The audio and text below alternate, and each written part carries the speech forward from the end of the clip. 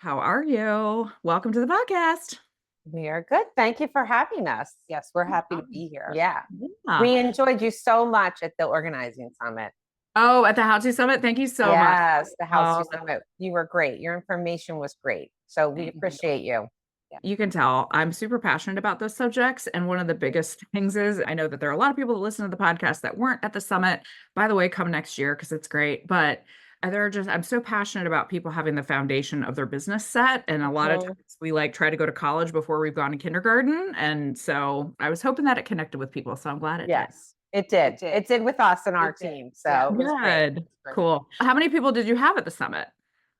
There was 5 of us. So we had Oh, 3 that's team awesome. members come. Oh, I So love that. right. I wish we could have brought them all, but we Yeah. couldn't. So Tell me a little bit about you, your business, where you are, all of the things. So it's a long story. That's okay. you I start. got time. Okay. So we started our business 13 years ago. So it's been a long time. 2011 is Mhm. when we started. So going on 14 years. That was And kind of before it was like really a thing. it was Mhm. way before it was a thing. Mhm. And Nancy and I have been friends since we were 12 years old, and we sat next to each other in Mr. O'Neill's English class in 7th grade. 7th grade. True story. First day Oh, of school, looked at each other. I like your hair in that braid. I like what let's be friends. So cute. And we formed this friendship that Mhm. has been ever since. We'll tell our age. We're 55 years old today, but our friendship spans childhood, adolescence, motherhood, Marriage. and the highs and the lows in those things. Mhm. It has life is not all roses. And Nancy and I have, Mhm. through our lifespan, have been through deaths, divorce, breast cancer, you name it, we've seen it all. Our kids being born, one of my kids having a diagnosed with a chronic illness.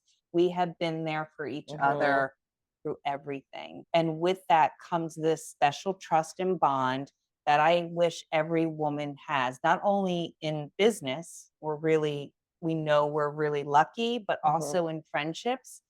We meet so many people, our female clients especially, who say, I wish I had a Tina, or I wish I had a Nancy, Mhm. and I don't have that.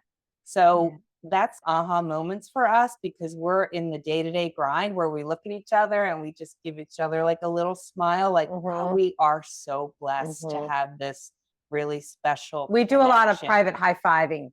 I Yeah, love we do. We have a power pose, and this is our power pose, and everybody knows it in our company that works for us. Like all of our Mhm. team members, we're like, when something good happens, whether it's small or big, we always Mhm. just High five. connect and give our power pose.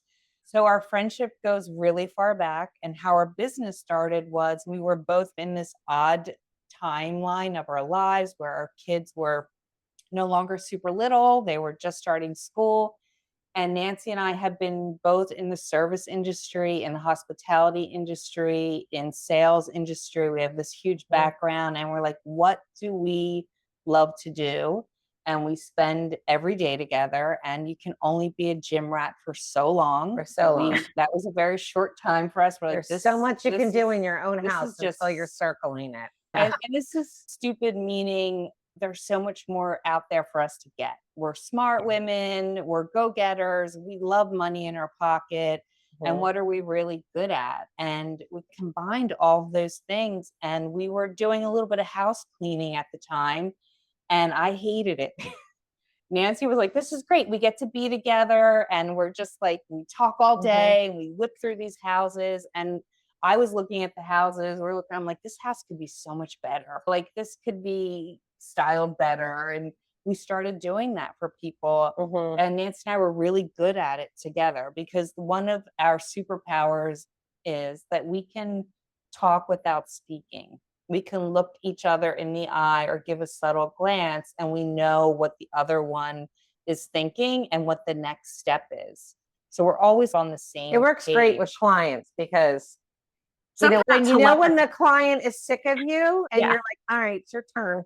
Like you could just look at each other and be like, switch, Yeah. switch. I love that. It's like the twin telepathy kind of thing or whatever. Yeah, It's great. yeah. Yeah. And then so it was 2011, and I was like, our New Year's resolution, and we both have entrepreneurial spirit. I grew up in an entrepreneurial family. Me Nancy did too. as well. And I'm like, let's start our own company. Let's be professional organizers. We had to Google, what is a professional organizer?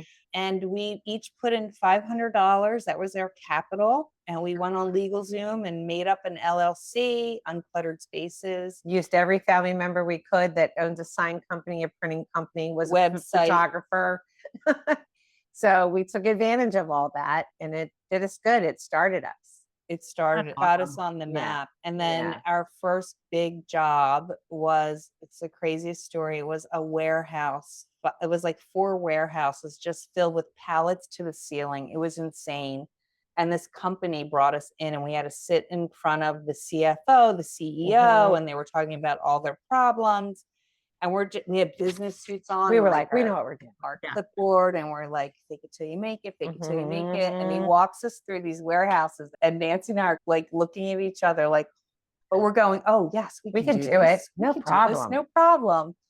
So we left. We didn't give a quote because we said, oh, we need time to think about how much this whole project will cost. So we get in the car, and we're like doing our high five. Love it. Okay, how are we going to quote this? And we figured out our labor and stuff like that. And we spoke to Nancy's father, who had a business for many years. And we said, how do we price this? And he said, I'm going to tell you, you're dealing with a business. It's business to business. This isn't business to client. It's different. B2B is different mentalities. Like, figure out the price you want and then bump it up 20%.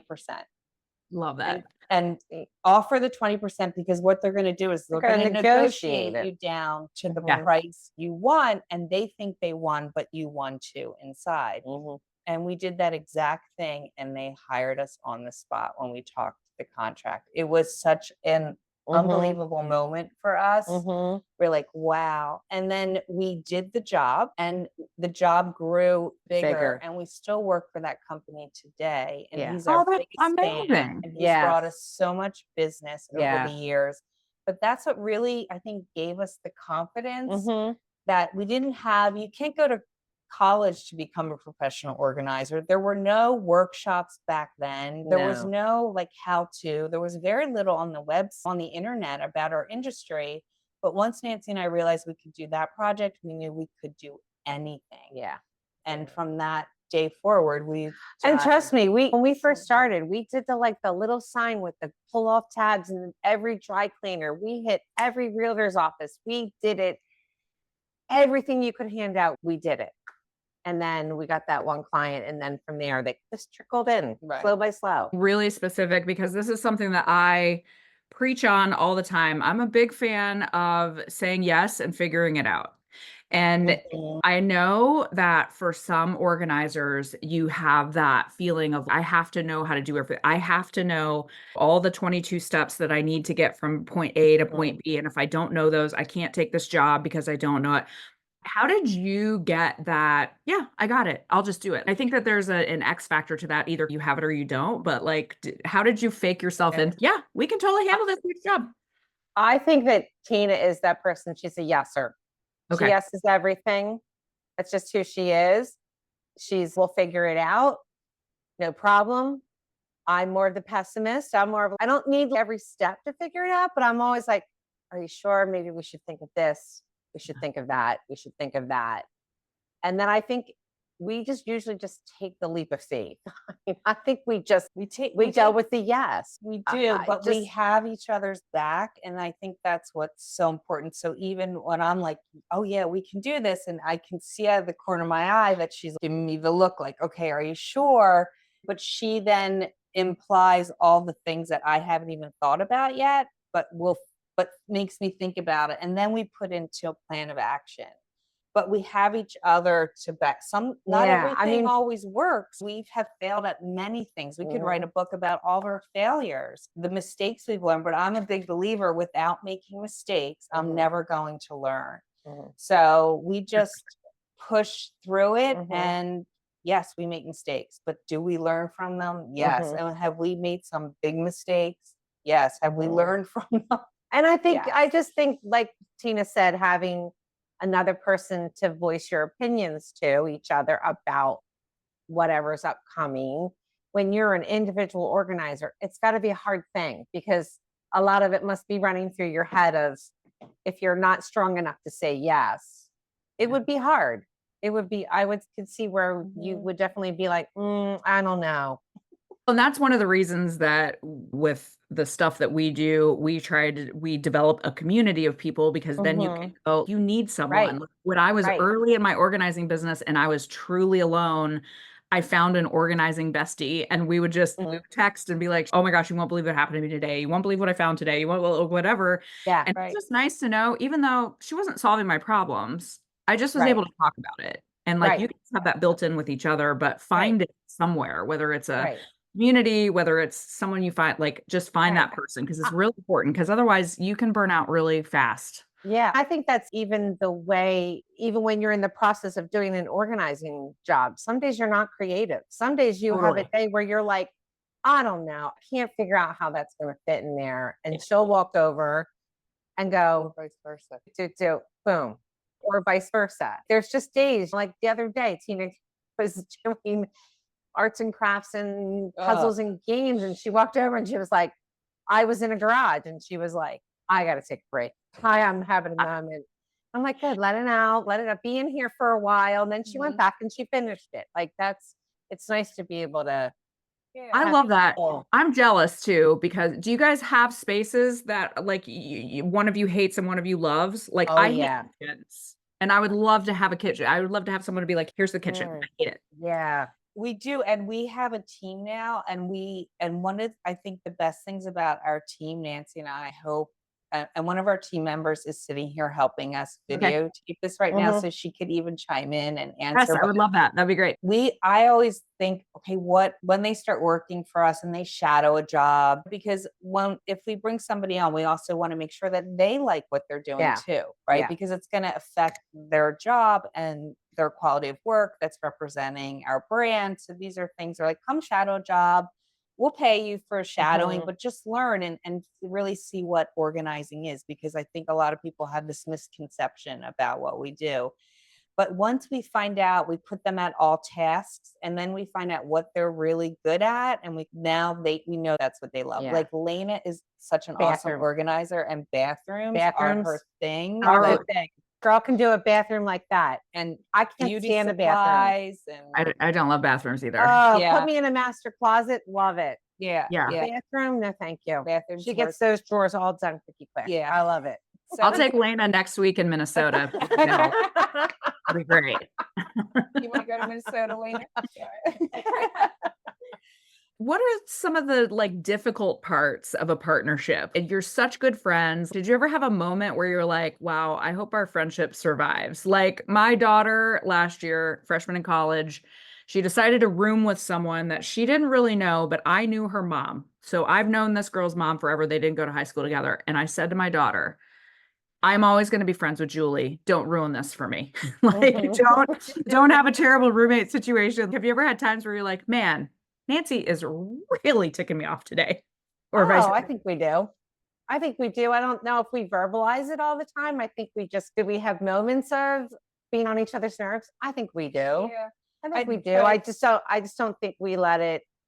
I think we're good communicators. So we'll say to each other, is something really bothering you? Or let's talk about it. Or when we've had a moment, we talked about what the situation was and how we both felt about it and how we could resolve and move forward and forgive. I'm not a grudge holder. It's not really my MO anyway, but do we get on each other's nerves? Yeah. It's a 45, 50-year-old friendship relationship, and we're with each other more than she's with her husband or her kid, or I'm with my kids. So yeah, the day-to-day, yes. Yeah. But I think the pros far outweigh the cons. And I think that the answer to that question is yes, we have disagreements, but yes, we communicate about it and we talk about it. Yeah.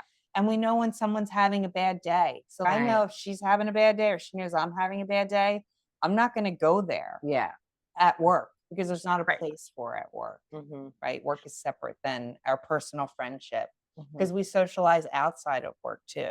Yeah, you spend a lot of time together, like personal and professional. Yeah. Do you guys divide things? So obviously there's the organizing side of business, and then there's the business side of business. So is one of you I want the businessy tasks, or how do you divide that kind of the back stuff? I think we used to divide it a little bit in the beginning, I think now I think we sit down and talk about a lot of it together. I do scheduling usually, but we do scheduling together. So we decide who's on schedule. I post schedule. Like there's those simple things. Tina's much better with writing emails and the wording of things to clients. I think we're lucky we brought on a new girl this year that is a project manager for us.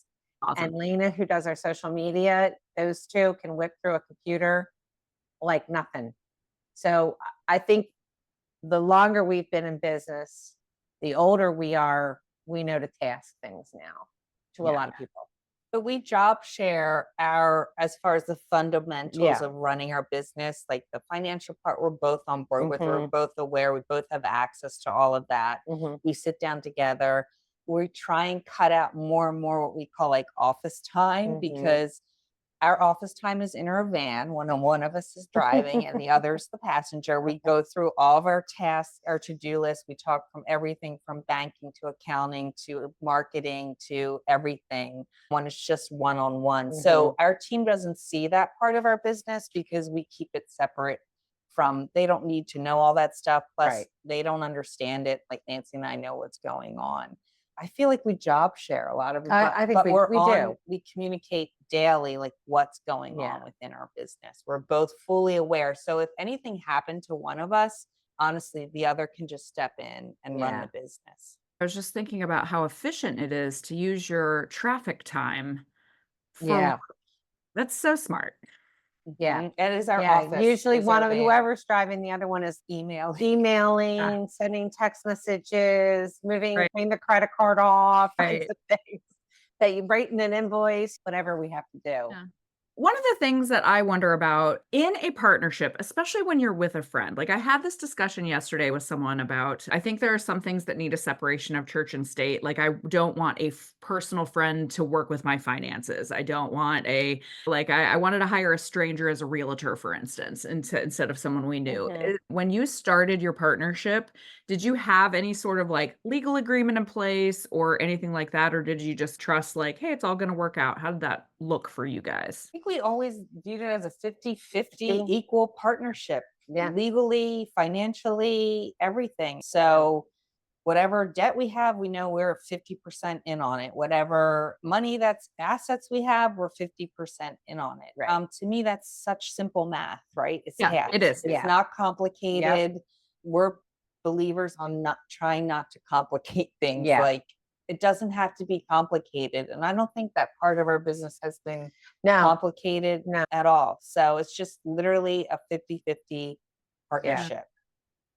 But it's important to have some things in place, even if it's 50-50, to make sure that everybody is in agreement. I think sometimes there could be handshake agreements even among friends. You just have to be careful because things happen. Yeah, they do. I don't know if you and I have ever.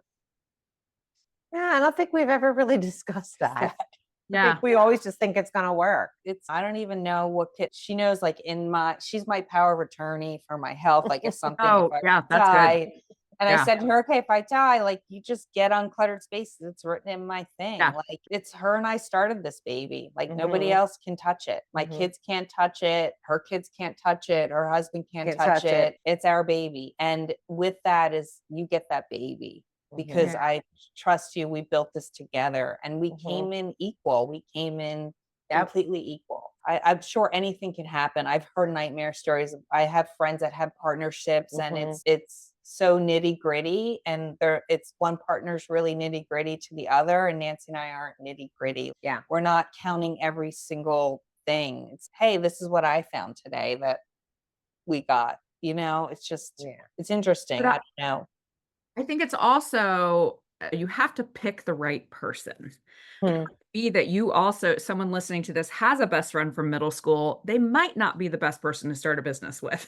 Well, here's the key thing. Nancy and I did write down our personal values, which we already knew because we grew up together. So I already knew her personal values. She knows my personal values and they align. Our values align with how we conduct ourselves just as a human being, as a woman, as a friend, as a mother, as a wife, like they all, as a daughter, as a sister, like these things align. And I think that's part of this connection. But when we planned our business, we also wrote down a list of our business values. And we wanted to make sure that we were using the same terminology of what we wanted to put out there as our brand. And our brand is us. People know us because we're and that's our mission statement. It's using creativity to provide solutions with kindness and compassion. That's our mission statement. And that's who Nancy and I are. We're just natural problem solvers with kindness and compassion. Yeah. And that's so important. And that's really always our end goal with our business. It wasn't like we're in this to make $1 million. Yeah. We never had that mindset. Yeah. It was like, what can we do that we're really good at, change people's lives, and be present for our families in the meantime, actually. Flexibility in our life. Our kids were really little when we started this. Yeah. And now they're all grown-ups. They're all gone. So it's been a huge journey of that. Yeah. It started out like you a little side hustle to now a big business. Right. Well, and you said something too, that you have seen each other personally through marriages, kids, and sicknesses. You had the in sickness and in health, and for better or worse, here like that. Yeah. But businesses have ups and downs too. Businesses sometimes get sick, or they get tired, or they get whatever. Like I'm sure over the years, like 13 years is a long time. You've probably had a lot of business ups and downs too that you've had to weather. Oh yeah. We've had months where we're like, oh my gosh, what are we going to do? Yeah. So much business this month. Or one of us has gotten sick. Yeah. And how did we handle that? How do we continue? One of us went through a major life-changing event. How do we handle that? We went through the pandemic as a business from beginning through and end, but we took those opportunities, I will say, and we seized those opportunities because it gave us a minute to pause in our lives and reflect, not only personally, but professionally. And I think all those times that we've had moments of where one of us had a situation where we weren't able to work for a certain period of time, we were like, I got your back. Stop worrying about it. Stop calling me, wondering what's going on all day. Yeah. We got it. You know what I mean? I got you, you got me, that whole thing. And I think one of the best things for our business that Tina and I ever did was we got a mentor through SCORE. Okay. I know lots of people who love SCORE. Oh yeah. Awesome. When we were going through the change of like, this really isn't a side hustle anymore. We're getting really busy. It was accountability. We didn't have any accountability in the beginning, I think, for accomplishing a lot of the business things. Yeah. And we sat with a mentor, and that mentor was like, listed them. I'll see you in a month. This is your homework. Yep. And then we would meet every 2 months. And this woman was awesome. We owe a lot to her because she made us very accountable. And I think to this day, we're accountable for everything in our business. Yeah. Because of that, learning that. And that's a big deal, because I see that too. And the people that we work with, or that I work with, is you need someone, especially because I'm literally by myself, right? Like, you need to be like, hey girl, what have you done today? Have you done an email today? Have you done this? That's something that I do in the work that I do, because it is really important to have someone saying, hey, did you remember to do this? Hey, where are you? Hey, I want to push you a little bit on this, because I just want you to go achieve this thing. Right. That's awesome. Your job is a little bit of tough love. Right. And you need that, because otherwise it's really easy to be like, oh, I could just sit on the couch today, because you can. Yeah. And even in our business clients, we treat our clients very different than we did in the beginning. Yeah. And that's like a whole crazy story. And that talks about the ups and downs of business and the hard lessons we learned. But one thing we learned is don't put all your eggs in one basket. Correct. Absolutely correct. Don't ever do that. And we did that for a while, and it was great. And we were like, this is great. And then the shit hit the fan with this client, and then it wasn't so great. But it was, looking back, this is what we talk about, lessons. Like, it was the best thing that ever, it released us and changed our mindset to a business mindset. Yeah. It's really hard to explain, but it was like, and that's the same time we got our business mentor. So I know people talk about, you have to think like a CEO when you own your business. And you do. And we didn't for a long time. And I think that was a big lesson we learned. And once we shifted that mindset, oh my goodness, like we can manifest anything. Yeah. And I think you have to learn to set boundaries with clients. 100%. There are certain clients that just want to be your best friend and they want to call you and they want to text you and they want you in. And there is a point to where you have to say, this is this is a client relationship. Not that you can't act like their friend and have compassion for them. I'm not saying any of that, but there is definitely, you definitely have to learn boundaries. And one of the rules we have is we do not accept people's donations personally. And we tell our team members, do not, whatever they try and push on you, please say no, because with that becomes an attachment. And with that attachment becomes a favor. And with that favor is now we've crossed the line between professionalism and friendship. And we don't want strings attached. But we jokingly say what happens once it gets in the van, who knows, right? But don't accept it. Don't say, yes, I would love this beautiful dress, because they're going to expect something in return. Yes. Right. Or the narrative is going to change to, I know that I talked to an organizer about a similar situation where someone on her team like the client had been very generous and very nice. And then someone on her team did accept something. And then it became, the client started to think maybe she's trying to encourage me to donate something. It was like a whole thing. It's messy. It's messy. And I will tell you, even this is a personal thing, but I'm totally with you. I had a client who had very fancy things, lovely things. And I went there. It was the first day I worked with her. And 4 seconds after we started, she's, oh, I'm getting rid of this jacket. This would look really cute on you. Put it on. She was really pushy. So I put it on to make her happy. And she's like, oh, you need to take that. And I was like, actually, no, thank you so much. That's so nice. But no. And she was really offended. And I was like, ooh, I actually ticked her off by not taking it. But I tried to explain. It was awkward, but I was like, that's just against the boundary. But she was really annoyed. And I'm like, I still know I did the right thing, though, because otherwise then it just becomes a thing.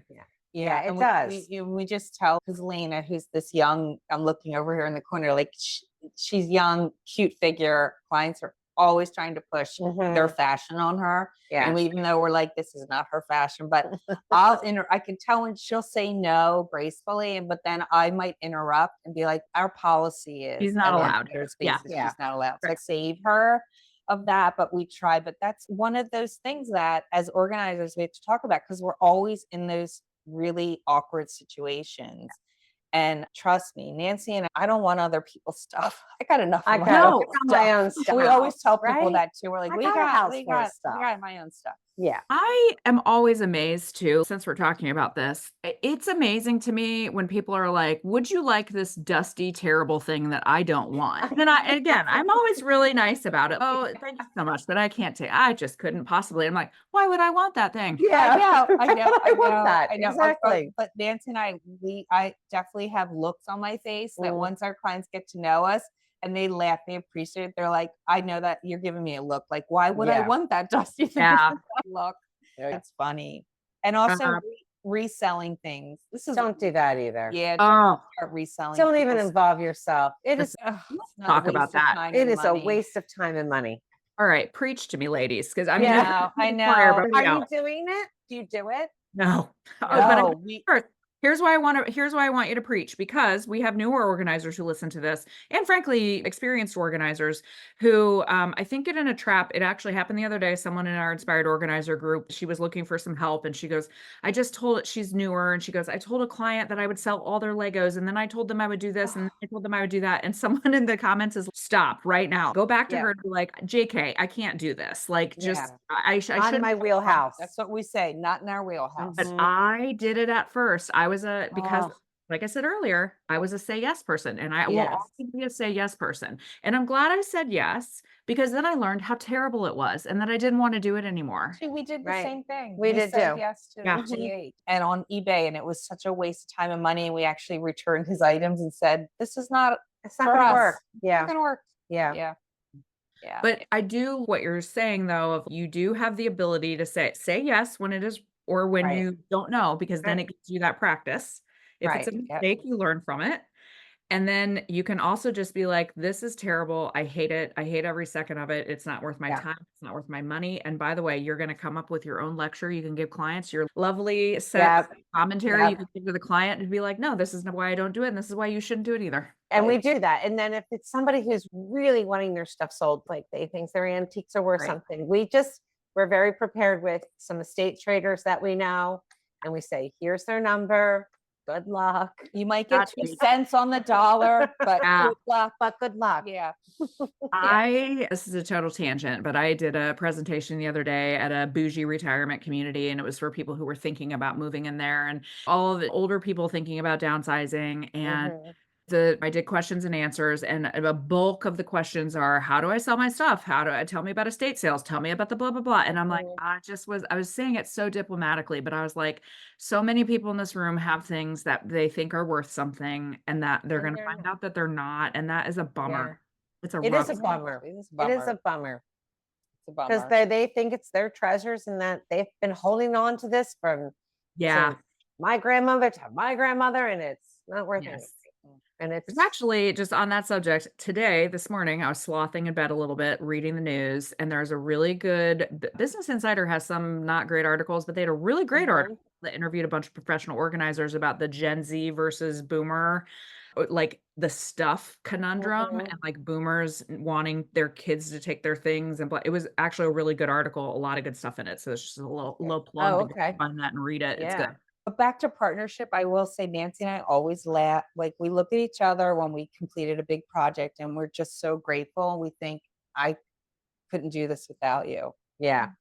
And having that partnership, because it's a hard job what we do, professional organizers. And it also, our partnership has set us to be different than other organizers. And I mean that in a positive way, and even how we sell our company, because we are large project, large scale based. So we Tell us are a not, little bit about we're not session based. Mhm. So we don't sell sessions. So somebody that wants a session organizer, will refer them to somebody else locally that does that. And we explain to them that's a one-on-one Mhm. relationship with somebody. You work 3 hours at a time, perhaps once a week. It depends on how the organizer wants to set you up. You have a lot of homework, so you have to be accountable most of the time to work on a one-on-one session where we're like, there's 2 of us, we're a team. We never send no less than 2 people. We have a 2-person team minimum for any job we do, Mhm. because you need that person to run. We call it like working the front end and the back end of a job. And it just makes us more efficient. We're twice as fast. And also we do same day removals, because we talk about the psychological part of organizing with our client, how once we get to them to make a decision, the other team member is taking it out and putting it in the van. It's getting dropped off at donation. Get it out. At end of day, it's out. And we just talk about how we've learned over time that really team-based, paired up organizers is just so much more efficient as a service to provide. And it also helps when Nancy and I talk about when we're working one of us will start one-on-one with somebody, and it's mentally exhausting for our clients. It's not physically exhausting, but it is mentally exhausting for them. So we know we only have like bite-sized parts of their attention. And most of our clients have ADD. And I know you've talked about that before in podcasts, and it's a top subject, hot topic in our industry. But Nancy and I, with the benefit of having 2 people, is we can tell when that person's tired of one of us, and we'll give each other a glance and we'll just change directions. And one steps in, and only one of our clients figured it out. She was one of our favorite clients, and she was like, wait a minute, I know what you just did. I know what you're doing. You just switched on me on purpose, didn't you? Because I was stuck. And we're like, yep, we got to keep it rolling along. Yeah. Keep it moving. But I love that you fool most people. I like that. We do. And I a lot of credit to somebody that owns their own professional organizing and does it, even if you're doing it 3-4 hours a day. It's a lot for one person to do. There are a lot of parts of it What you just said really, I think about these things a lot. I basically spend my entire life thinking about professional organizing, which maybe I should get a hobby, but like I do think if you really think about, because like you said, clients get mentally exhausted. And sometimes the clients are like, why am I tired? And I just say to them, because you just made thousands of decisions. Decisions. Yep, Like exactly. paperwork in particular, they're like, why am I so tired of Oh, yeah. paperwork and Yeah. decisions and your Mhm. brain is tired? Mhm. Guess what we have to do as organizers? We not only have to anticipate what we're going to have them sort through next, we're going to get the piles together, we're going to categorize them, Mhm. figure out what the best way to work with their psychological state. We're going to Right. we're having to do all of that in our head. So we're doing 10 Right. times as much work as they are. Right. And we're hauling their stuff out to their car. We're Right. tired. It's hard Right. work. It's It hard is work. hard It's hard work. work. Lena was over here on the side here. Yeah. And she just wrote 2 really good words. She wrote decision fatigue Yeah. Yes. for The real for your client. Decision fatigue. That's a good one, Lena. Thank you. Listen, we got to get Lena on the podcast next. I She's know. gonna- I Come know. over here. Come over here. Come over here, Lena. Hi, Lena. How are you? Hi. So if everybody's watching on YouTube, if you're watching on YouTube, you can see Lena too. No, Yes. decision fatigue that's really important. And like Lena, can't you see it? Like you can see a client start to get tired. Oh, yeah. Oh, Mhm. Yeah. Mhm. And that's the good thing about you guys is sometimes I feel like you can make a decision for people and they really they actually appreciate it. Oh yeah. Like, you don't need that. And they're like, you're right. I actually talked about this earlier this week with someone. I said, sometimes my job is to give you permission just to take that thing Yeah. away. I Yeah. will just say to them, would Yeah. you like me to disappear this? And they'll be like, Right. yeah. They don't want to Right. know what happens to it. They Right. just don't want to do it themselves. Exactly. Exactly. Yeah, there is Yeah. that there is that period where they say, you know what, I'm done for the day. You know where I'm going with everything. Yeah. I'm gonna let you make the decisions. but our and I'm partnership okay. decision fatigue is really important in our partnership because one of us will get fatigued and the other one can jump in. So Yeah. awesome too. Yeah. And that's, I Yeah. think, how we're able to do these bigger projects too. And we always say to the client, like, we do a project from beginning to end. Like, we Mhm. never leave part of it hanging and we don't start another job until we're done your The one. job. Okay. I love that. Focus Yeah. solely on your project and we have X amount of time to do it because we've already forecasted the Right. time in our contract what we were going to do. And that's our focus is Yeah. that huge project from beginning to end. From at the last detail, I mean, we hang artwork, stage houses, we redesign the spaces. Yeah. We're doing it all besides doing the organizing, the the decision making. And we have great team members. Like when Yeah. Tina and I are doing all this purging and we're pushing and we're separating, they're implementing, like they're working their butts off to one is taking the donating out, one is doing the trash, breaking down boxes, whatever. One is resetting the room as we're speaking and moving on to the next. So, to have good team members is really important to Tina and I. Yeah. So Average length, since you're doing bigger jobs, do you have an average length of one client? I know it wildly varies, but you mean per job or per? yeah, are your jobs project? usually like a week, 2 weeks? Are you with Sometimes- them for a Sometimes month? 2 weeks. We've done 2 weeks. We've done 3 years. Mhm. Believe Oh, it or yeah. not, a 3-year that's- project. Mhm. Yeah, we've done most of our projects, we try and get the whole house, right? Yeah. Like for us to take a Mhm. job, we try and sell because as we know, one thing we've learned after all these years, one space leads to another. It always One does. space is not going to solve the client's issues because we also dive really deep into the issue. Mhm. We look at how the family functions. We look at how their brain works. When we interview, we do a free consultation, and sometimes they take up to an hour. Nancy and I spend time, but we ask really hard questions. Yeah. I will come out and ask just by looking around and seeing what's going on. Do you have ADD or ADHD? Have Yeah. you ever been diagnosed? Is there something else that's happening within your family dynamic? Because one thing we found out too, a lot of our clients have like life things that alter their lives, whether it was Wow. a death or a divorce or an accident or an illness or something so life changing Yeah. that has derailed them in organizing, but inside them they have that ability.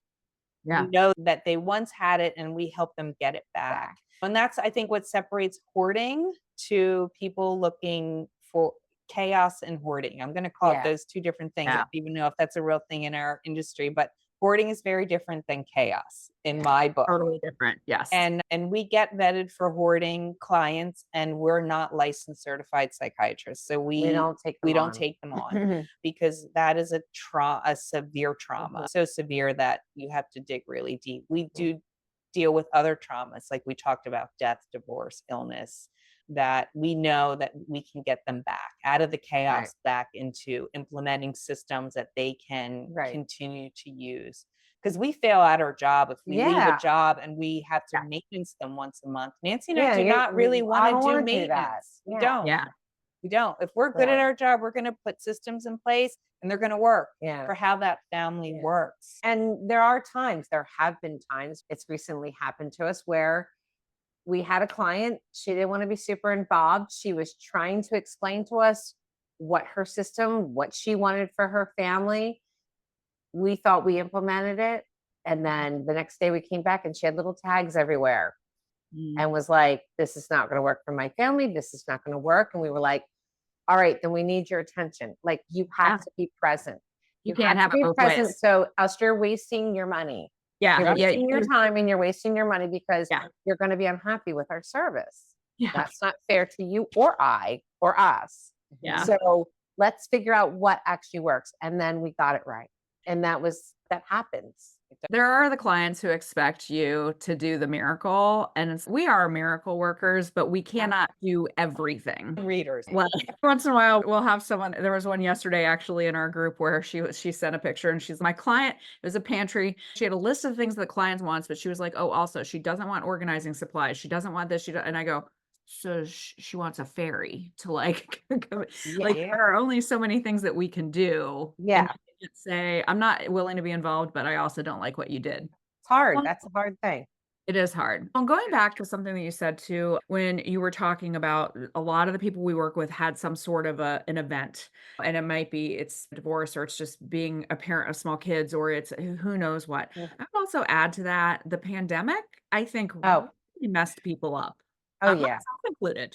Like when I was very fortunate during the pandemic. I didn't have any huge life changes, but I just think there's been something about since 2020. I think a lot of things have changed. And so I think even just that has really changed people's brains and made things a lot harder to accomplish. Yeah, I agree. I also think the pandemic, it was a terrible thing and people died from it, but it truly helped our industry. Oh, for sure. Yeah, because people are like in their houses going, wait, what? Yep. My husband has to work here every day. Where is he going to be out of my bubble? Where are my kids going to be out of my bubble? Those kinds of things that I think really boosted our business a lot. Yeah. And people made a lot of changes. And I think a lot of people realized how much stuff they had and why am I bogged down with all this stuff? Yeah. I don't need it. I think it made them feel a little sense of like just being with their families. Yeah. And being okay. Yeah. And I think all of those things are true. I think that we have fundamentally changed, but also we realize how important our houses are, how it's worth it to have some of these services. This is a really important part of our life and we need to just concentrate more on it. Right. Yeah, that's where I keep getting back to normalizing what we do. I think 2020's helped us head in that direction. Let's hope so. That it's normalized what we do. And I think I think like Tina and I have always talked about this with some of our older clients is that the generations coming up behind us, they're not living for great linens, antique furniture, China patterns. They're not ironing their pillowcases like our mothers did. They're in life for experiences. They want to be with their kids every moment. They want to be with their kids out doing things all weekend long. They're not doing household chores. It's a lot different for younger people nowadays. And I think it's starting to make older people realize like there's a shift. And young people and moms, they're willing to hire people to come in and want the pantry that they want or want their master closet like they want because they don't want to do it on the weekends. They're tired. I have a client I did a consultation with this week and She has 4 kids and she's a stay-at-home mom, but I can't do it. She goes, "My husband keeps asking me like, why can't you do it?" And she goes, "I can't because I'll get one little thing done and then all the other things stop." And I'm like, "Yeah, you don't have first of all, you don't have to explain it to me. I'm with you." Like, Yeah. but it's just really hard and you just want someone to be like, "Can you please fix it for me? And then Right. I will go do it." But I need someone to come in and fix it. It's like a Right. reset. I think a Yeah. lot of families need like Mhm. seasonal resets. And Lena and I were talking about that recently. Like, when in one of our van drives, Nancy was in another Mhm. car. We were like, okay, in our industry, what are we really selling? The type of service that professional organizing is, and how do we get people to understand what we do? And there's because we have a client who she needs a reset, like she needs right before the holidays. She needs Mhm. right after the holidays. She needs right when school ends, and she needs right when school starts. And really, that's the common reset of how Nancy and I lived our lives and raised our family. That Mhm. was my own personal reset. Mhm. And I think a lot of people don't understand that. And it's like I always described it as you're stringing beads as a mother that you don't have when you don't have organization Yeah. skills, and that knot somebody unties constantly. So the I was beads are just about to falling say, off and you're just putting beads them are in. falling off the other end. Yeah.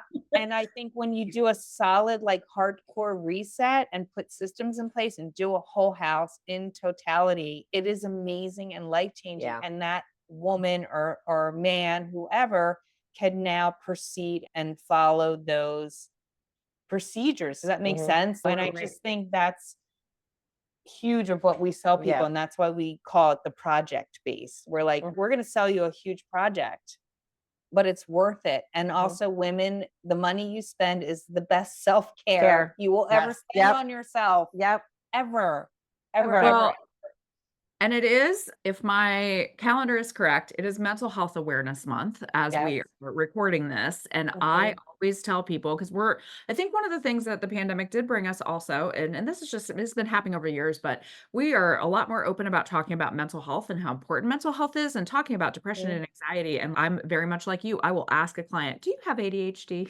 The other day Mhm. I said, Mhm. Or depression. "Yeah." I go, "Have you been diagnosed with ADHD?" And she goes, "How could you tell?" And I'm like, "Oh." Yeah. But I do think we're so much better in saying this is a mental health service we are offering. One of my favorite client quotes I ever got was, "I did a cost benefit analysis of you versus my therapist. You are more effective and you cost less money." This is like a great Wow. testimonial. But Yes.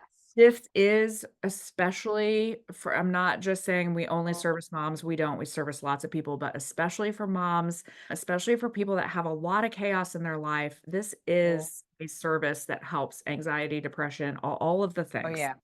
It Yeah. does. It's huge. Yeah. And we're expensive. Yeah. And we tell people that, listen, we're expensive. And recently, and a lot of organizers talk about know your worth, know your worth. Nancy and I have figured out our worth over the Yeah. years, and we know our worth. Yeah. And we're not afraid to quote our worth.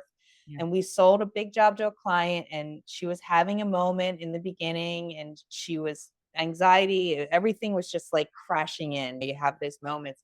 And she made a comment. She's like, "And you're really expensive." And I stopped her. I said, "You're right.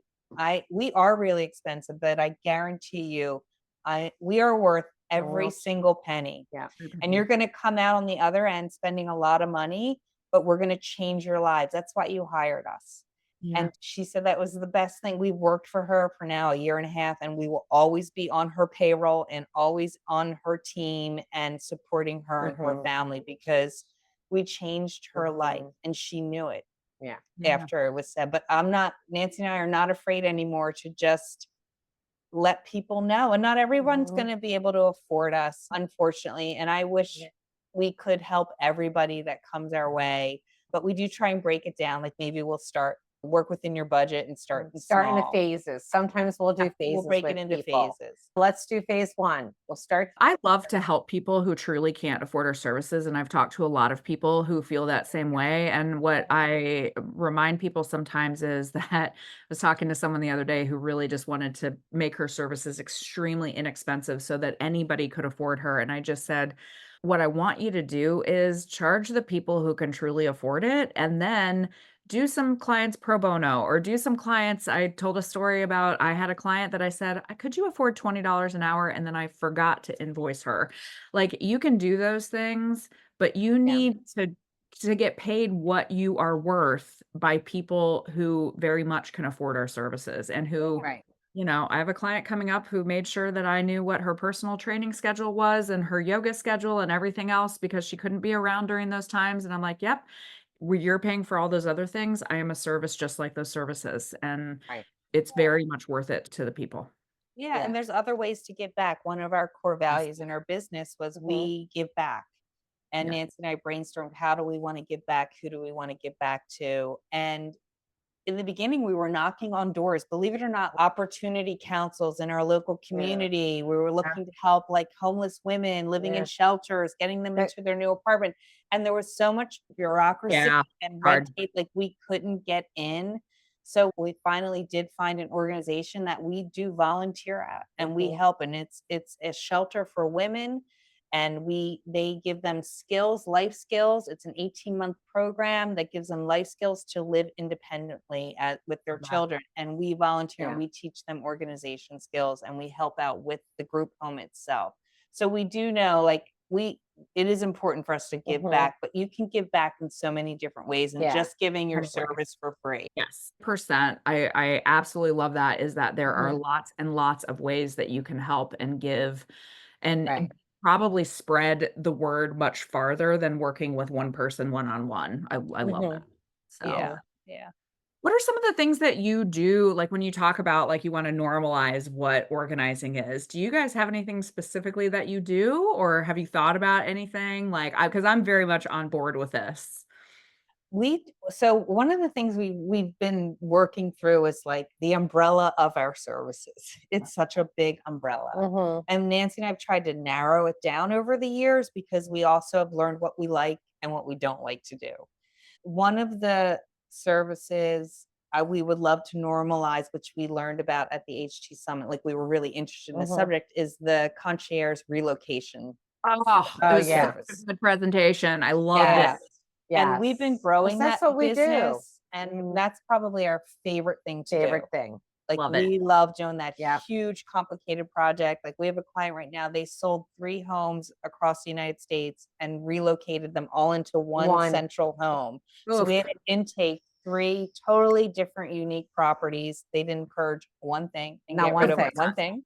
Of course not. Trucks. I think we're on our like 20th truck coming in today. We have a team there today that they're receiving, and it's literally like trying to make sense of all this stuff and organize it. But those are the jobs we love and we love to be known for because they're complicated, they're messy. I love problem solving. So it's let me put this puzzle together type thing.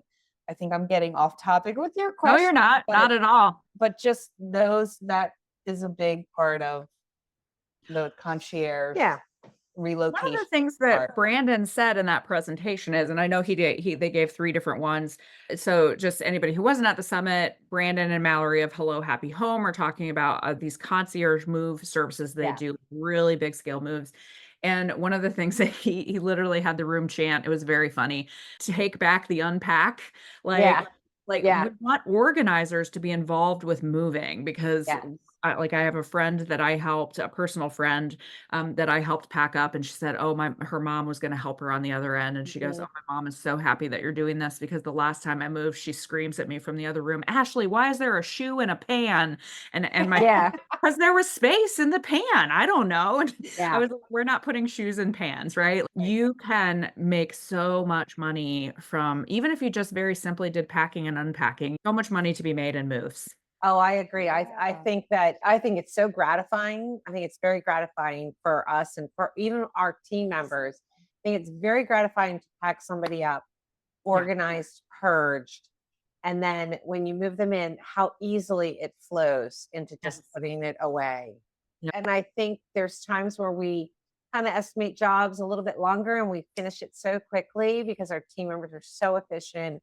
We're so efficient with the packing that the client is, what? You're done already?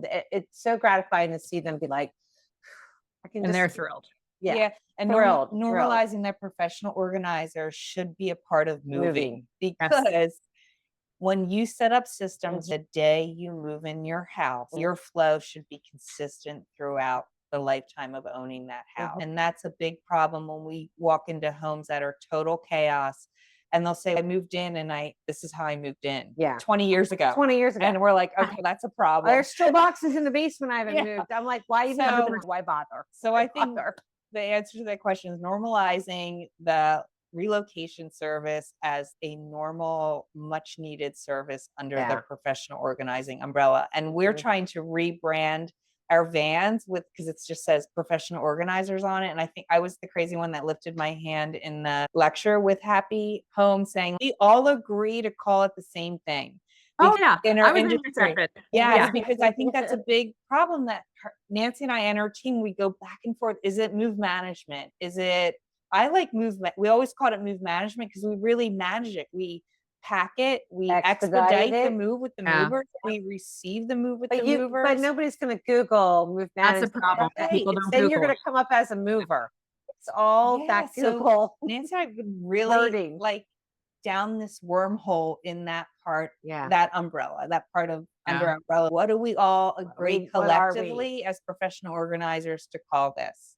I think it's Concierge Relocation is what everybody. Yeah, I like that too, because Call it. I was in your exact same session and you are absolutely right. We need a name for it. Yeah. But it has to be a thing that people are going to Google. Otherwise it doesn't. Right. But it is a little bit of education of, hey, I think most people don't know that we can even do this. First of all, a lot of professional organizers don't offer it. I'd love for you to offer it. Right. Do in the bounds of your abilities, interests, whatever. But even if Right. you just unpacked people, even Yeah. if you I don't want to pack. I don't want to deal with movers. I don't want to deal with all that. Have a really robust unpacking service because exactly what you said, people move into houses and they're so stressed out and they're like, I don't care where the cups go. I don't care where my shoes go. I don't care. Eventually you do care. You just care. don't care the weekend you move in. And then you're in chaos for infinity. And so the selling point is let us do it for you right the first time and you don't have to redo it Right. 14 times. And every moving company and every personal organizer should have relationships. You should at least try to find somebody you can do business with that you're going to give each other business. Yes. Because And they it's do not know just- how to pack. no, No. They offer it. Movers do not know how to pack. they'll No. just take a drawer and dump it. We had, I actually, my comment on this post in our group the other day was, this is the worst post that we've ever had in this group. And I was only barely kidding because it was people were talking about like gross things that they have found. And most of the comments were things that people found when movers packed it. Like 90% of them, it was like movers packed a bowl of oatmeal that then went in storage for 6 months. Movers packed a piece of pizza that they do not, they will pack literally trash. So an organizer isn't going to do that. Yeah. No. Nope. No. Nope. And it's going to cost them more money on that. If you're not organized from the pack to the whole process, it ends up costing you a lot more money. And I think that's So much another more. thing we're trying to normalize with people too. The cost of these type of jobs seem so expensive because they are very labor intensive. And the amount of labor you need for these jobs is a lot. But they're going to save money down the road. And it's trying to sell that point to them too is, interesting. Cost and price are different. And people don't always see that. Right. There is a price of our services, and then there is a cost of choosing not to do it. And there is all sorts of things, opportunity cost, all sorts of boring financial things that you can talk about. But the difference between, yes, our service might feel like it is pricey, but the cost of not doing it is going to build up over time in the following ways. And sometimes you just have to come up with that story. So, but any other services that you guys just love to offer? I love when we do we have a luxury concierge service that we do. Tell me about a that. lot. We have a couple clients who live out of the States that live in the UK. Okay. And they live in beautiful homes that we treat like a boutique hotel. Oh, I love that. Whenever and particularly one of them, we have set up the whole house from the time that it was built. And that was really fun. They were like, this is everything. They had interior designers and the interior designers bought them plates and some silverware, but they had like furniture. They had no coffee maker. We're like, so when they come into town, they're going to have to run out and go buy all this. We offer this service to provide all of that in your kitchen, your bedrooms. So they hired us, and we love that. I love that part of our business too. Just when you walk in their house and everything is prepared for them, it's a wonderful feeling. They can come in with ease. They don't have to worry about anything. All their rooms are reset. Their provisions are bought for them. So we set up for their parties, and it's just it's fun. It's like light. It's not super hard work like you're doing all the time when you're unpacking. Yeah. Right. And it's our baby. I think we all treat it like it's our baby because we actually started it from the very beginning to make this house, this beautiful home, into a boutique hotel. And we tell this client, we're like, we treat it like a boutique hotel, from the finest fragrance, home fragrance. And then we decorate when they come in town. Like, we add those little touches, like fresh flowers. And that's our favorite place for all of our team members to work. Yeah. They love going to this residence because it's just a wonderful feeling.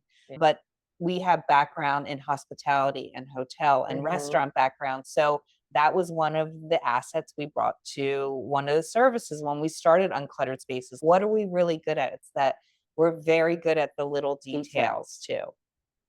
And where we live, a lot of people have multiple homes all over the world. So we're really blessed of our location of our company. So we have people who we know don't live here permanently. So it's it's their vacation homes for them. So it's like a second home for a lot of New Yorkers. Yeah. Tina and I have lived here our whole lives. Yeah. We both have left and have come back. Yeah. But back in the day, in the 90s, a lot of New Yorkers lived here. A lot. And it was their second home. And then it went away. They went away. Now they're coming back. The trend is coming back to go live in your country home. Yeah. So, but we're fortunate enough not just to have celebrities, but we have that kind of percentage of people that live in our area. So that's a plus, and why we're able to offer that kind of luxury high-end concierge service. That's a really good point. Of some services are very dependent on where you live, right? Like we have people of all geographies. We have people across the world that listen to this, and just throughout the United States. Every once in a while, someone in Europe will be like, "This is just a very American centric," and I'm like, "Here's what you need to understand: America isn't the same from one city to like the difference between Philadelphia and York, Pennsylvania is wide, right? Like you have to look at your own geography and look at what your market can handle. But if your market can handle it, and I would argue that a lot of markets can handle a lot of things. Yeah. If your market has a vacation area, that's your luxe concierge area that you should be marketing to, whether it's a lake, a beach, whatever. A mountain. Yeah. Yep. A lot of places have second homes. I live in Minnesota. Almost everyone, except for the family I married into, has a cabin. I'm not upset about that at all. It's totally fine.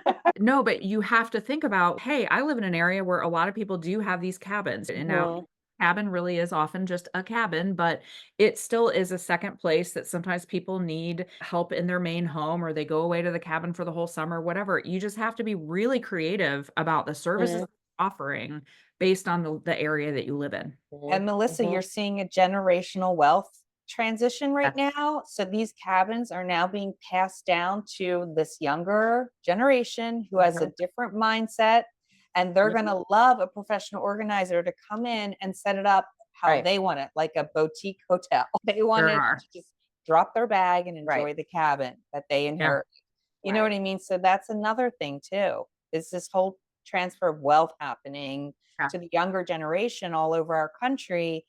And that's the generation who we want to normalize our service to. Honestly, they get it. They get it. They are the generation also that both of them are going to have to work too. Yes. There's that generation of where both of them are going to have jobs, and they're the ones that are going to say, you know what, honey, I'm working.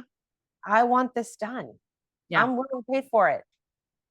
That was actually part of that article I was talking about earlier. It's an $84 trillion generational wealth transfer that is happening. It's not happening in my house, but it's happening other places. It's not happening in my house either. Or it's also, I'm so going to go off topic because we haven't even talked about senior move relocation, which is another branch of our trade that we service. Is just senior move management. And that is we partnered with a community, and I recommend this for anybody, professional organizer that likes doing this. So the assisted living communities in our area, most of them across the United States, are owned by one big company, Mhm. and they manage them all.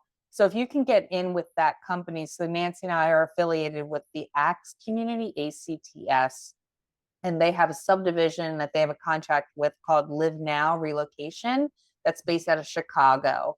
So it's two women that started this company a couple years ago. They serve people in the service industry, from movers to professional organizers to real estate agents. And they sell that service to these big communities. And then we are a vendor on that list. Yeah. And these women, listen, reach out to them, anybody listening, because they're trying to go national and they're amazing. So we partnered with them. That led us to a partnership with the ACTS community. So now we have this kind of special division within our brand that just does senior move management into assisted living, which is very different than over 55. Nancy and I just learned this through trial and error of being in business. We were marketing to over 55 communities for years, getting zero business. Zippo. Oh, like, Yeah. why are we not getting any over 55? And now the over 55 community is now, unfortunately, edging into assisted living because they're aging out. The baby boomers, I call them the boobies. Well, the booby boomers are also they're aging out into the final. It's so sad to talk about it like this, but it literally is the final transition of their lives. And these communities know it. So they're literally, where we live, they are gutting them and turning them into cruise ships. Nancy and I've never seen anything like it. The amenities of these facilities are absolutely insane. So over the top. And it's because they are controlling the wealth right now. Yes. And I think these companies know, okay, we got to make it better because they're going to pay for it.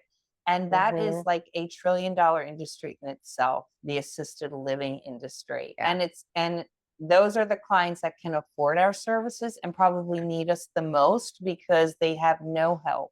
Yeah. So Nancy and I we've made a little niche in that industry in the last 18 months. And we've had a lot of their children who are like, we're hiring them because I don't have the time or the patience to work with you. It causes fights, it causes whatever tension between all of them, when older people want to keep all their stuff. And so we've gotten a lot of people that have been like, my mom needs your help. I will be at the estimate. We will make it possible. But they physically can't do it. So they need us, where the over 55s, they're still physically active. And that was the lesson I learned. Okay, that's why they're not hiring us, because they still have this I can do attitude. I can do it. I can do it. And they are doing it. But when you get to 80, you're not doing it. And this retirement community I was talking about the other day, when I said bougie retirement community, I was not joking. It is. When you say it's like a cruise ships don't have anything on this place. I was like, I move in. Like, aren't they unbelievable? The shift in that industry is like unbelievable. But you gotta have a lot of money to move into. You need so much money, but they're the ones controlling that wealth still. And that's why that was like my aha moment, like connecting the dots. Wait a minute, why are these places bougieing up? Because they're the ones with the money right now. Yeah. It's amazing that they're taking rooms down to like the foundations and rebuilding. Crazy. Sad.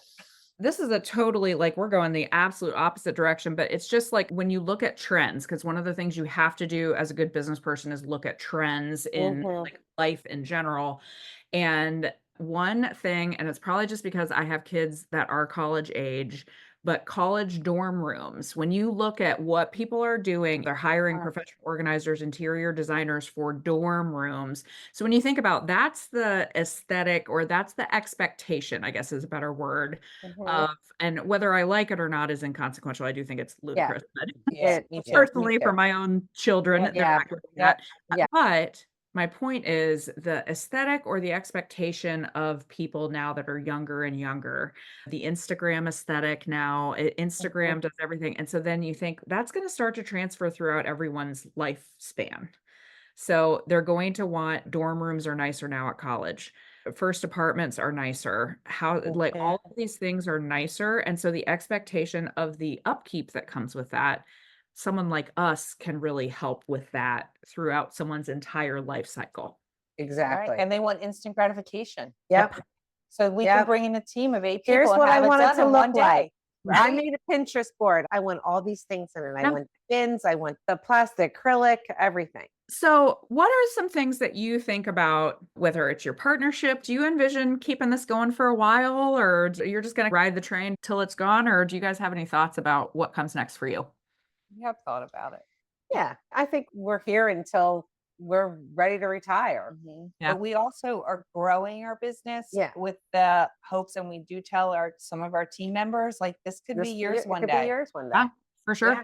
Yep. Like, could- we're not, Nancy and I, one thing is we never got in this to be millionaires. That was Yeah. never our value. Like, we talk about core values. It wasn't like, how can we get rich quick kind of scheme. It was like, when we started this, it was like, how can I be home by 3:00 when my kid gets off the bus? Yeah. And how can I be home in the morning? And how can I say, no, I don't want to work this day? Yeah. But that's why we started Uncluttered Spaces, because it gave us flexibility in our schedule where we could lives. say to a client, oh, we're not available that day. Yeah. Yeah, And do we that didn't have day. to know. And that was priceless to Nancy and I. We couldn't put a value on it because that's was what was important to us.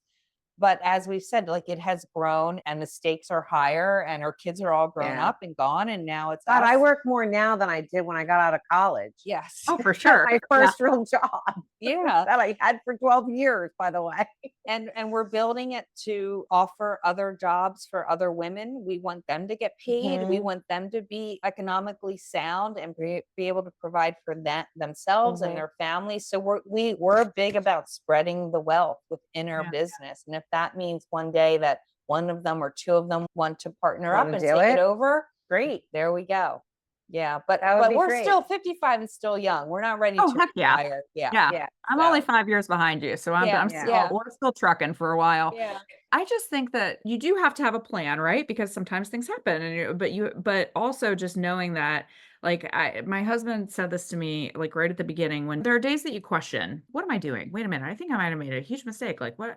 And he just looked at me and he goes, because at that time I was making less money than I had in my prior life. And he just said, you can't put a price on your happiness. And he's like, you're just a happier person. You enjoy what you're doing. Like, you're not coming home cranky. And we just had this long talk about it. And so what you said is, you didn't do this to be millionaires, because this would be a hard business to, like, this is not a get rich quick scheme that we're running here. But it is like, there is a different value to a business and flexibility and life and being able to say, sorry, I can't be there today, or being there for your kid, whatever that looks like for you. That to me is worth an incalculable amount of money. Yeah. And we genuinely love what we do. And that's a big thing too. Like, we love helping people. We're just, anybody in this industry, that's so a lot of our team members, guess what all their degrees are in? Take a guess. Psychology, like mine? Yeah, psychology. Everyone we hire, psychology degree. Lena too. Hands up, girl. We're all in it for the same reasons, whether we know it or not. We're just empaths. We like to help people. You get to do something different every day. You're not doing the same thing week by week, day by day. Have it's a new ADD challenge every day.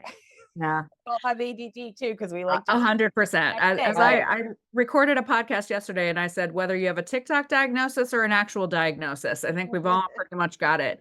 But as so the person I was having the conversation with yesterday, who is also a dear friend of mine, she was having one of those days a few days ago, and she texted me and she goes, I just realized, she goes, today is not great. I hate this job. I don't like what I'm doing, but I get to go home at the end of the day and then I'm done. Like, I don't have to be here every single day. And I know when I went to an office, every day was the terrible. Terrible. Nancy and I never would work for our personalities. Yeah. And so I go, and she said, I just realized today's not great, but I'm done at the end of the day. And then I don't have to go back to the house. It's fine. Like, there's a finite, even if you have a job that isn't your favorite, it's a finite period of time. You're making very good money doing it. You can just be done. And then you can move on to a more enjoyable job. It is that simple. Exactly. It is. And I think that's Nancy and I love that part about it, because we love the constant change. And I think that's one of the reasons why we both really don't like maintenance. Yeah. Right. We really feel like we didn't do our job if we cannot let go It's of disappointing. this Gets to be client's disappointing. hand That's and funny. move Yeah. on. So we're always like, oh, maintenance. Oh, Yeah. but I always say, if I have to maintenance somebody, it means I may have failed at what I'm trying to do. I look at it Right. that way too. Did I do my job the way I set out to do by putting systems in place for this family to follow properly? But we do have some maintenance clients. That's, But I think, the yeah. only place Yeah. where we differ is I do a lot of maintenance and I Yeah. actually enjoy it, but I understand what you're saying. And I understand that you can go, that's not my jam. I'm going to send that out. Mhm. When you talked about referral partner, like have people to refer to. If you have someone in your area that loves maintenance and it's not Yeah. you, cool, send those over to them. Yeah. And Yep. We Listen, have done that.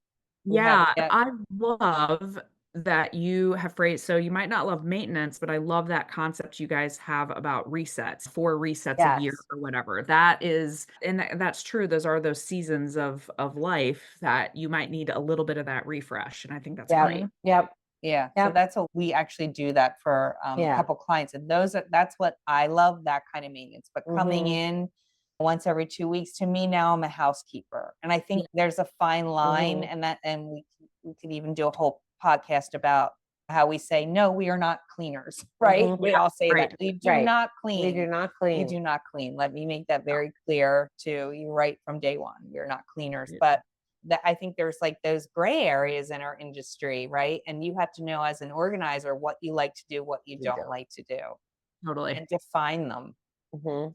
to yourself But uniquely. say yes at least once. Yes. Oh, we did it all. We said yes to everything, and I think that's why we can confidently right now say we know what we like and what we What we don't do. like. Yeah. You might decide, you might surprise yourself either way. You might go, oh my gosh, I'm going to love doing XYZ and you hate it. Or you might Yep. go, oh, I'm really going to hate this and go, huh, who knew? I love this. Yeah. Just say yes 1 or 2 times and then you can set the boundary. Yeah, Yeah. absolutely. Absolutely. Is there anything that I haven't covered that you would like to? Lena, did we miss anything? Yeah. Lena, my new best friend. We know it's not for everybody, Yeah. but Some people like to work alone. in some their people own, like to work alone. you But know. if you're lucky enough to find one that you trust, the sky's the limit, really. Yeah.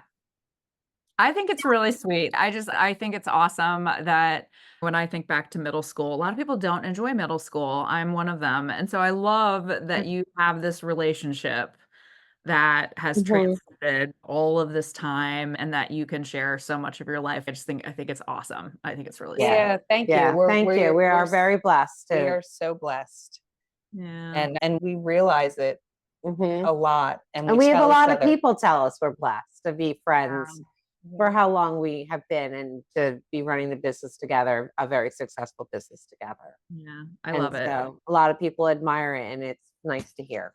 Yeah. Yeah. No. I'm so happy to have met you and I'm so happy Us too. you Great to guys have you. spent time with us today. You're going to be super inspirational to so many people. And I think this is great. So go out and find someone, even if you don't enter into a partnership with someone, like even if you're not going to the level that you guys have, find your person. Yes. And whether that is someone in organizing, just find someone who can really Right. get it. Like I like to say, I could tell my husband 100 stories a day and he would very kindly listen to me, but Yep. you just need someone who just gets it without explaining Yeah. it. Exactly. But even if you don't have a friend or a partner that wants to hear about your organizing, there and you, Melissa, the community you've created, it's there for that reason too. Yeah. Exactly. Yeah, we just want people to feel less alone. And Yeah. Yeah. it really is important because one of my biggest goals in the work that I do is I want people to have sustainable businesses. I want people like you who are like, I started this 13 years ago. We have people in our group that have been organizing for 20 years. And I Wow. say 15 minutes or 15 years, like, and everything in between. Right. I want people to have sustainable businesses. And I think that only happens when you have a community. Even if you Yeah. work by yourself like I do, you need. You do. And you've built a big one. Yeah. And I think that's what has helped you. I don't think you work alone at all. I would not No, I describe don't. you I don't. as working Yeah. alone, I honestly. don't work alone, like physically in my Yeah. office. But you might need that to recharge. You're one of those people. We talk Yeah. about that. I Like, am. are you the Yeah. person that has to go home after a chaotic day at work? Yeah. We make our team break for lunch every day It's for 30 minutes. and we all pack a lunch, and it's one of our policies. We're like, you have to come with a packed lunch if you want Mhm. to work. And we sit and we just talk just about whatever, but we very rarely talk about work. Yeah. Yeah. And it's almost like this kind of recharge. But a lot of us, the other day we were talking at lunch, are you the type of person that has to go home and just go in a quiet space and kind of Yeah. Recharge your recharge? social battery. And all of us are like that work Oh, together. You all because are? We are pretty much, I Kinda think every much. single one of us, because our job is so problem solving, multitasking. Like you Yeah. said, we have to be 10 steps ahead of our client of what's going to happen next, or how they're going to behave, or how we can change the behavior Mhm. and run the job and still meet our finish line. And our goal line is to wrap up this project. And I think we're just so exhausted by the end, not just physically, but just mentally. And it could just be all of our brains are wired the same Yeah. way. And that's why, as a collective, we all work well together, but we Yeah. need to just be alone and have that Yeah. space. Yeah. I don't Being think we get it as much as them, but because there are times where we're done work, but we're not really done work. We're We're not done. for clients, we're writing invoices, where sometimes there's a little scheduling, there's Yeah. all that too. Yeah. Being So honest about that, though, I have found for a long time in my life, I don't think part of it is I don't think I realized it really about myself. And then you feel pressured to be different or whatever. And I think being Mhm. honest about, I need space and time. When people were like, hey, does anybody want a roommate for a how-to summit? No, absolutely, I do not. And I love No. all of these people dearly, but no, I have to have a room by myself. Or my husband has something going on tonight, and I'm like, cool, I'm just going to stay home. And that is great. Yeah. I think being Yeah. really honest about how you recharge. And by the way, if it's a Yeah. total opposite of me, go forth, enjoy. Right. Just be true to yourself, because I think especially with entrepreneurship, if you don't have those recharge moments, you need that. It is.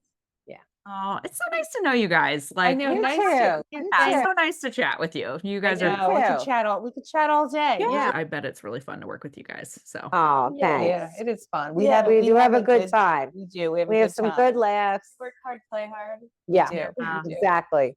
And that's why we brought Nancy and I, we went to the summit 2 years ago, just the two of us. Yeah. We were like, one of our goals, Nancy and I set business goals every year. We start them in January and we talk about our goals throughout the year, and whether we meet them or not, but most times we do, and what worked and what didn't. And one of them was in 2020, our goal was 1 year we're going to come back to the summit and we're going to have a team, because we didn't have teams yet. Yeah. And we're gonna pay for all of them to come and be a part of it.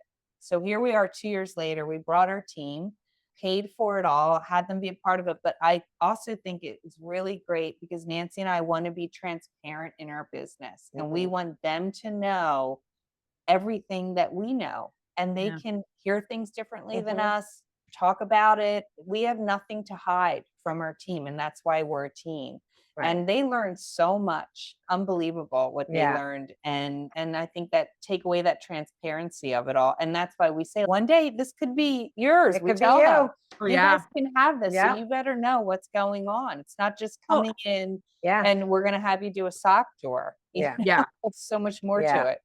Well, I have more and more people that are contacting me, some of them in my group and some of them not, saying, hey, I really want to sell my business. Tell me how, tell me whatever. And it's going to start to be, when we talk about that generational wealth transfer, it's Yep. also going to be like a generational business transfer. At some point, you might not want to do this anymore. And so Right. then you're like, you would like to have something from this thing that you have built. And Right. it's something that you have to think about, but it's also something that you have to cultivate. Because I have one person right Yeah. now, she just has no earthly clue where she's going to sell it. And because she hasn't really cultivated anyone or anything. And, We've you know, had we're- Right. somebody offer to buy our business. Yeah. oh, interesting.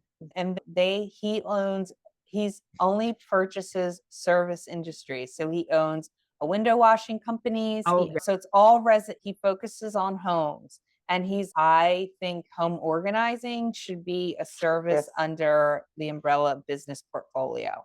It was really interesting. Yeah. Mhm. We were like, yeah, but we're not ready to sell. So Yeah. Right. Yeah. You're come not back there in yet, 10 but years. I agree with that.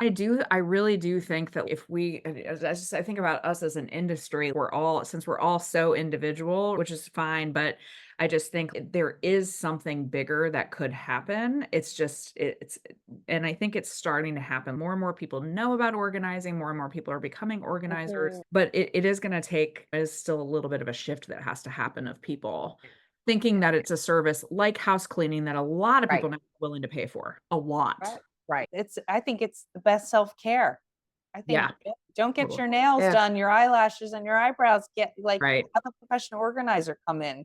Yeah. I need all those other things too. I know, but you do, but they don't realize like just how valuable, like you could ship that money and just taste it and test it and you'll be hooked. You'll be hooked. Or just pause those things, save your money. For a period of time.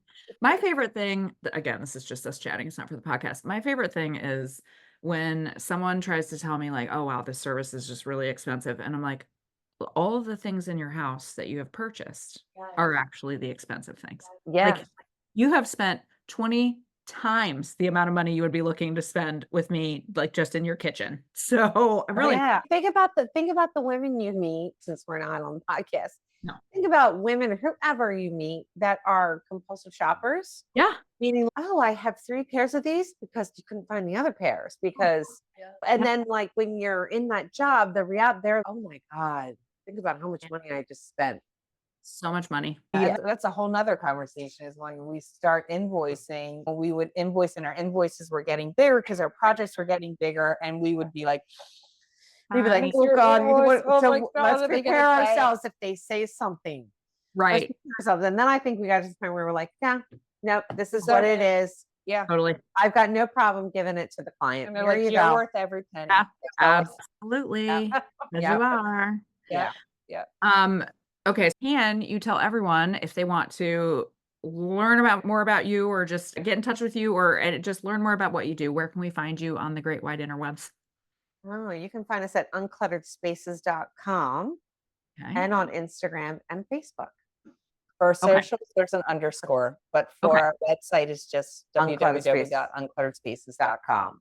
All right. And I will link everything in the show notes. If you guys have never seen show notes, they're right underneath the podcast. You can just click through all of these things. I will put all of them right there. And are you coming? No pressure. Are you coming to the summit next year? Will I see you next year? We're talking about it. We're talking about it. We haven't decided yet, but we're talking about it. Yeah. Well, I will hope to see you at another point in my universe. Yes. I'll see you on the internet. So exactly.